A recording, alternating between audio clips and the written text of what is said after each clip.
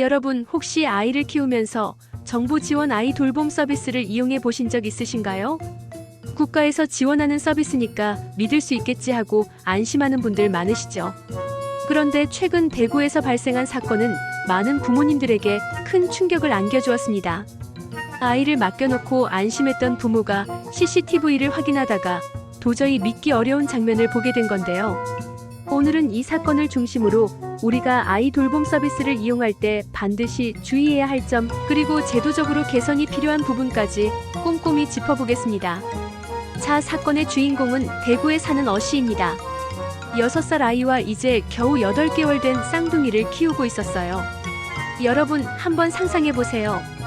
8개월 된 아기를 키운다는 건 하루 24시간이 전쟁입니다. 밤마다 잠을 못 자고 낮에도 아기가 울면 밥 먹는 시간조차 제대로 못 가지죠.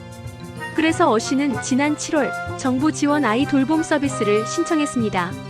센터에서 10년 이상 경력에 유치원 정교사 자격증까지 있는 여성 돌보미를 소개해줬고, 어씨는 이제 좀 숨 좀 돌리겠구나 하고 안심했겠죠. 그런데 문제는 9월 3일에 터집니다. 어씨는 첫째 아이를 재우고 있었고 돌보미는 둘째 아기를 돌보고 있었습니다. 우연히 CCTV를 켜본 어씨. 그리고 그 순간 믿기 힘든 장면이 눈에 들어옵니다. 여러분, 아기를 재울 때 어떻게 하시나요?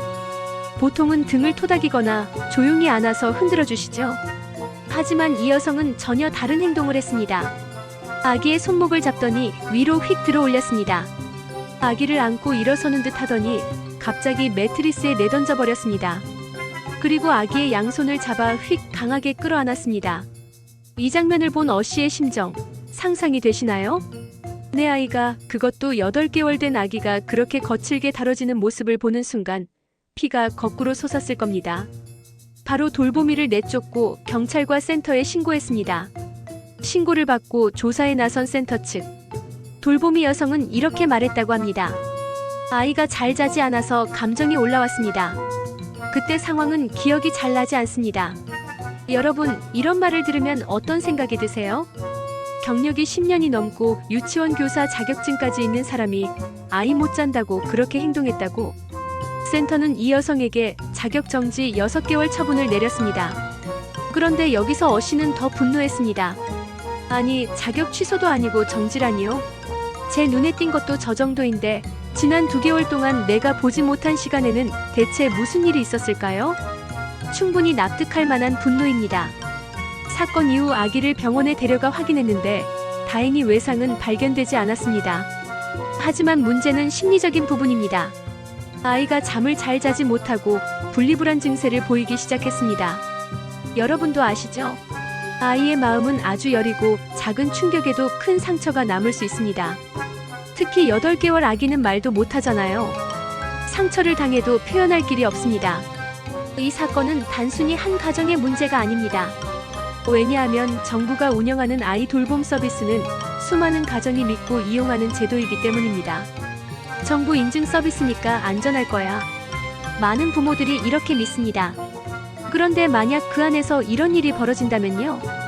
부모들은 누구를 믿어야 할까요? 비유를 들어볼까요? 우리가 비행기를 탈 때 조종사가 면허증도 있고 경력도 10년 넘었다고 하면 안심하고 타잖아요? 그런데 그 조종사가 갑자기 감정에 못 이겨 기체를 흔들어 버린다면 승객은 평생 다시 비행기를 못 탈지도 모릅니다. 아이 돌봄 서비스도 마찬가지입니다. 한번 신뢰가 무너지면 회복하기가 어렵습니다. 여기서 중요한 문제 하나 짚어봅시다. 왜 이 여성은 자격 취소가 아닌 정지 6개월만 받은 걸까요? 돌보미 관리 기준이 너무 느슨한 건 아닐까요?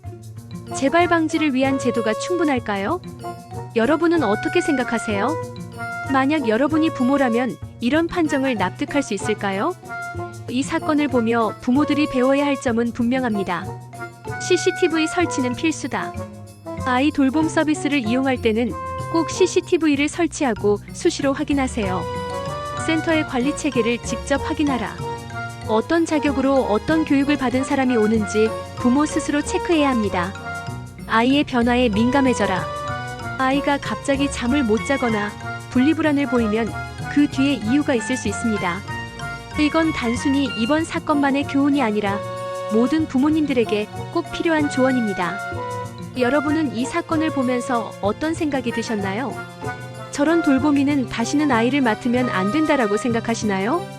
아니면 누구나 실수는 할 수 있다. 그래도 다시 기회를 줄 수 있지 않겠냐라고 생각하시나요? 하지만 중요한 건 그 실수의 대가를 치르는 건 말 못하는 아이라는 사실입니다. 이번 사건은 부모들에게 경각심을 주는 동시에 제도 개선의 필요성을 보여줍니다. 정부도 센터도 그리고 우리 사회 전체가 다시 한번 물어야 합니다. 아이를 지키는 제도가 정말 아이를 지키고 있는가? 부모가 안심할 수 없는 돌봄 서비스라면 그건 더 이상 돌봄이 아닙니다. 그건 위험입니다. 여러분, 오늘 이야기를 통해 아이 돌봄 서비스의 현실과 문제점을 함께 살펴봤습니다. 혹시 여러분 주변에서도 아이 돌봄 서비스를 이용하거나 고민하는 분이 있다면 꼭 이 영상을 공유해주세요. 그리고 여러분은 어떻게 생각하시는지 댓글로 남겨주세요. 돌보미 자격 정지로 충분한가? 혹시 비슷한 경험 있으신가요? 이야기를 나누면서 우리 모두가 아이들이 더 안전하게 자랄 수 있는 사회를 만들어갔으면 합니다. 저는 또 다른 중요한 사건 이야기로 돌아오겠습니다. 여러분, 끝까지 시청해주셔서 감사합니다.